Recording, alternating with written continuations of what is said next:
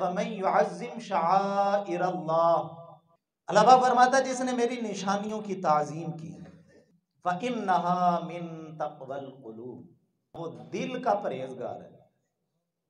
دل کی پرہیزگاری بڑی مشکل ہے، اوپر سے ہم بھی پرہیزگار بنے ہوئے ہیں بھئی، داڑھی رکھی، نماز پڑھی، لوگوں کے سامنے بڑے صوفی پرہیزگار بن کے یہ ساری وضاقتہ بنا کے نا اوپر کا پرہیزگار بننا بڑا آسان ہے، لیکن اندر کی پرہیزگاری بڑی مشکل ہے۔